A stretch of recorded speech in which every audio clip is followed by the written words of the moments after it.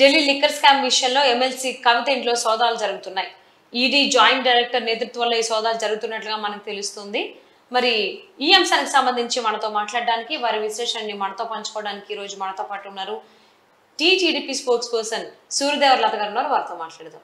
నమస్తే అండి. నమస్తే. ఎమ్మెల్సీ కవిత గత కొన్ని సంవత్సరాలుగా ఈ ఢిల్లీ లిక్కర్ స్కామ్ విషయంలో ఆవిడ పేరు వినిపిస్తూనే ఉంది. ఇప్పుడేమో ఈడీ జాయింట్ డైరెక్టర్ నేతృత్వంలో సోదాలు కూడా జరుగుతున్నాయి ఆమె ఇంట్లో. సో అక్కడ పోలీసులు తనిఖీలు కూడా చేస్తున్నారు. ఆల్మోస్ట్ 4 బృందాలుగా తనిఖీలు చేస్తున్నారు ఆ నివాసాల్లో, మనకి వార్తలు వినిపిస్తున్నాయి. దీని గురించి మీరేమంటారు? మనం గతంలో కూడా తను ఢిల్లీ వెళ్ళటం, అక్కడ ఈడీ కేసులు ఎదుర్కోవటం, సో 2 టైమ్స్ వెళ్ళింది. తర్వాత ధర్నాలు చేయటం, ఏదో కొంచెం మనం అంటే అక్కడ జంతర్ మంతర్ దగ్గర ధర్నా చేస్తా ఆకట్టుకోవటానికి ప్రయత్నించింది. ఈ తర్వాత ఏమో తను ఎప్పుడూ కూడా దృష్టి మార్చే విధంగానే ట్రై చేసింది. తన గురించి ఎవరు మాట్లాడకూడదు, లిక్కర్ గురించి అనేది ఈడీ లిక్కర్ కేసులో ఉంది అనేది బయట రాకుండా ఉండటానికి ప్రతిసారి కూడా తన విధానంలో ఏం చేస్తుందంటే తను డైవర్ట్ చేస్తా వెళ్ళటం, అక్కడికి మహిళల్ని తీసుకెళ్లి ధర్నాలు చేయించటం, తర్వాత ఇప్పుడు ఇక్కడికి వచ్చినాక తర్వాత కూడా ధర్నాలు చేయటం. మొన్న ఇక్కడ కూడా చూసాం మనం, ధర్నా చౌక్కి వెళ్ళి ధర్నాలు చేయటం. తన మీద ఏ రోజైతే కేసు అనేది వస్తుందో ముందు నుంచి తను అలర్ట్ అవటం చేయటం అనేది చేస్తూనే ఉంది.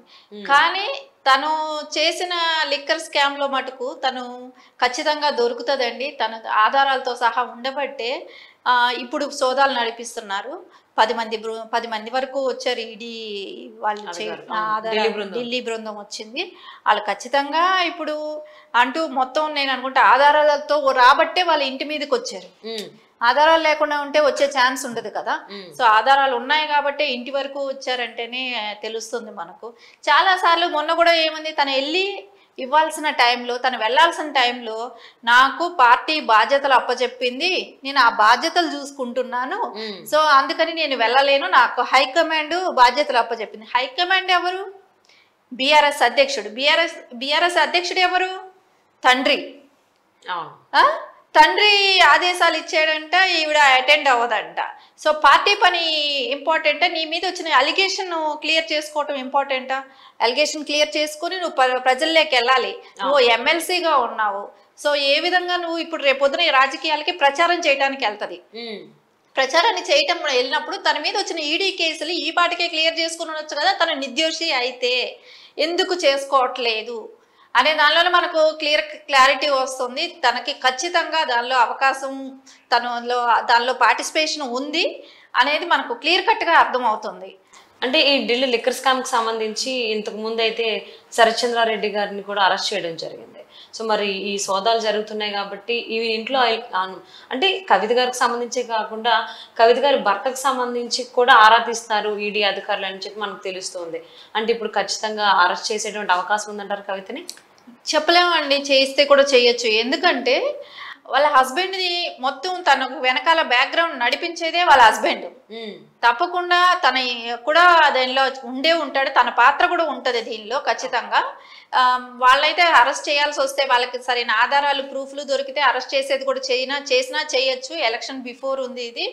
కానీ ఇప్పుడు ఏంటంటే ప్రధానంగా బీఆర్ఎస్ పార్టీలో వాళ్ళు ఇదివరకు చేసిన ఏవేవైతే ఈ స్కామ్లు ఇవన్నీ ఇప్పుడు ఒక్కసారిగా బయటపడుతున్నాయి. ఇప్పుడు కాంగ్రెస్ గవర్నమెంటే కానీ, స్టేట్ గవర్నమెంటే కానివ్వండి, సెంట్రల్ గవర్నమెంటే కానివ్వండి, ఎక్కడున్నా సరే వాళ్ళు చేసిన ప్రతిదీ కూడా, వీళ్ళు చేసిన 10 సంవత్సరాల అరాచకం అంతా ఇప్పుడు బయటపడుతుంది. ప్రతి ఒక్క స్కామ్ లో కూడా కుటుంబం మొత్తం పాత్ర ఉంది. కుటుంబంలో కలిపి అందరూ చేశారు కాబట్టి తప్పకుండా వాళ్ళు ఎదుర్కోవాల్సి వస్తుంది. ఈ ఎలక్షన్ బిఫోర్ లోపల వాళ్ళు జైలుకి వెళ్ళినా కూడా వెళ్ళొచ్చేమో. అంటే యాక్చువల్లీ నోటిఫికేషన్ ఇంకొన్ని 2-3 రోజుల్లో వచ్చేటువంటి అవకాశం ఉంది అనేటువంటి నేపథ్యంలో ఇంకా తెలంగాణలో పార్లమెంట్ ఎన్నికలు జరగాల్సి ఉంది.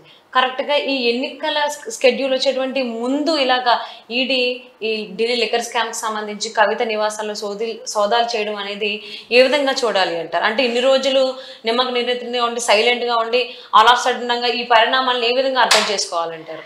గతం నుంచి జరుగుతూనే ఉంది కదా ఈడీ లిక్కర్ కేసు అనేది. గతంలో మనం చూస్తున్నాం, ఒకసారి వెళ్ళారు, చాలా హడావిడి చేశారు, ఢిల్లీ వెళ్ళారు, అక్కడ ఏదో పెద్ద అచీవ్ చేసినట్టు, తను ఏదో సాధించినట్టు విక్టరీ సింబల్ చూపెడుతూ బయట వచ్చారు. చాలా రకరకాల ఇవి మనం చూసాము. అక్కడికి వెళ్ళి ఆవిడ నేనేమీ చేయలేదు, అందుకే నేను సెల్ ఫోన్స్ తీసుకొచ్చానని సెల్ ఫోన్ కవర్స్ చూపెట్టడం, సెల్ ఫోన్లు చూపెట్టడం ఇవన్నీ చేశారు. సరే, అవన్నీ చేయనప్పుడు మళ్ళా మిమ్మల్ని పిలిచినప్పుడు ఎందుకు అటెండ్ అవ్వలేదు? అది మెయిన్ ఇంపార్టెంట్ ఇక్కడ. నీకు అంత క్లారిటీ నేను అసలు ఏ తప్పు చేయలేదు అనుకున్నప్పుడు నువ్వు ఎందుకు అటెండ్ అవ్వట్లేదు? అటెండ్ అయ్యి ఉంటే ఈ పాటికి ఈ రోజు ఈ సోదాలు ఉండేవి కాదు కదా. సో సెంట్రల్ గవర్నమెంట్ ఎప్పుడు అది ప్రాసెస్ నడిపిస్తూనే ఉంది, కానీ ఈవిడ అటెండ్ అవ్వట్లేదు. అటెండ్ అయ్యి ఉంటే ఈ రోజు ఈ పరిస్థితి వచ్చేది కాదు. వాళ్ళ దగ్గర ఏమైనా సరైన ఆధారాలు ఉండబట్టే ఈ రోజు ఇక తప్పకుండా హైదరాబాద్ వరకు వచ్చి ఇంటి వరకు వచ్చారంటే అదే ఉంటది. ఎందుకంటే ఆధారాలు లేదే ఎవరు రారు. ఎందుకంటే తను కూడా ఒక మాజీ సీఎం కూతురే కానివ్వండి, ఇంకోటి ఎమ్మెల్సీగా ఉన్నారు. తను పార్లమెంట్లో కూడా మాజీ పార్లమెంట్లో పనిచేశారు కాబట్టి తప్పకుండా కూడా ఆవిడ మీద ఎంతో అలిగేషన్ లేనిదే వాళ్ళు ఇంతవరకు ఇంటి వరకు సోదాలు చేయటమే కానివ్వండి, ఇన్నిసార్లు ఆవిడ పిలిపించటమే కానివ్వండి, ఈవిడ ఎస్కేప్ అవ్వటమే కానివ్వండి, ప్రతి ఒక్కటి కూడా ఆవిడ ఎంతో కొంత ఆవిడ పార్టిసిపేషన్ అయితే ఉందనేది మనకి ఇక్కడ ఖచ్చితంగా కనపడుతుంది. అంటే ఈ ఢిల్లీ లిక్కర్ స్కామ్కి సంబంధించి ఇప్పుడు ఈ రకంగా సరికొత్త పరిణామం అన్నది చూసుకున్నట్లయితే వెనక ఏం జరిగి ఉండొచ్చు అంటారు? అంటే ఇంటర్నల్గా ఏమేమి జరగడం వల్ల ఇప్పుడు సోదాల దాకా వచ్చింది కవిత గారి నివాసంలో మనకు తెలుస్తుంది కదండి. ఈవెన్ పళ్ళు మార్లు పిలిచారు, వాళ్ళు పిలుస్తూనే ఉన్నారు. ఏదో ఒకటి సరే ఇప్పుడు కాకపోతే ఇంకెప్పుడు వస్తావు, దానికి ఒక టైం పీరియడ్, నేను ఒక 10 రోజుల్లో, ఒక నెల, 2 నెలల్లో ఏదో ఒక టైం చెప్పాలి కదా. సో ఎన్ని రోజులు ప్రొలాంగ్ చేస్తారు, ఎన్ని రోజులు వెయిట్ చేస్తారు? ఒకటంటూ ఇప్పుడు ఒక కోర్టులో ఒక కేసు వేసాం, ఆ కేసుకి అనేది అటెండ్ అవ్వాల్సి వచ్చినప్పుడు తప్పకుండా వెళ్ళాలి. అక్కడికి వెళ్ళినప్పుడు నేను ఎంతసేపు డేట్ తీసుకోవటము, నేను రాలేను, నాకు బాగోలేదని ఒకసారి, హెల్త్ ప్రాబ్లం అని ఒకసారి, నాకు అధిష్టానం పనులు అప్పచెప్పారు, నేను అందుమూలన బాధ్యతతో నేను పని చేయాలి, అందుకని నేను రాలేను, నాకు పార్టీ పని ఇంపార్టెంట్ అని ఇట్లా పలు సార్లు కూడా తను పెండింగ్ లో పెట్టుకుంటూ వచ్చి కూడా ఇప్పటి వరకు కూడా తన మీద ఉన్నవి ఏవి క్లియర్ చేసుకోలేదు. రేపొద్దున ఎలక్షన్లోకి వెళ్ళినా బీజేపీ గవర్నమెంట్ ఇంత అరాచకం జరిగిందా అనేది ప్రజల్లోకి వెళ్తే రేపొద్దున పార్టీ పరిస్థితి ఏంటి, రేపొద్దున వాళ్ళు లోక్సభ ఎలక్షన్లో ఎంతవరకు వాళ్ళు సీట్లు తెచ్చుకోగలరు, ఏం చేయగలరు అనేది వాళ్ళు చూడాలి. అంటే ఇప్పుడు ఈడీ సోదాల దాకా వచ్చింది కవిత గారి నివాసానికి సంబంధించి, మరి దీని నుంచి మాజీ సీఎం కేసీఆర్ గారు వాళ్ళ కూతుర్ని, అలాగే సిస్టర్ కేటీఆర్ గారు వాళ్ళ సిస్టర్ని బయటికి తీసుకొచ్చేటువంటి అవకాశాలు ఉన్నాయని చెప్పి అనుకోవచ్చు అంటారా దీని నుంచి, ఈ స్కామ్ నుంచి?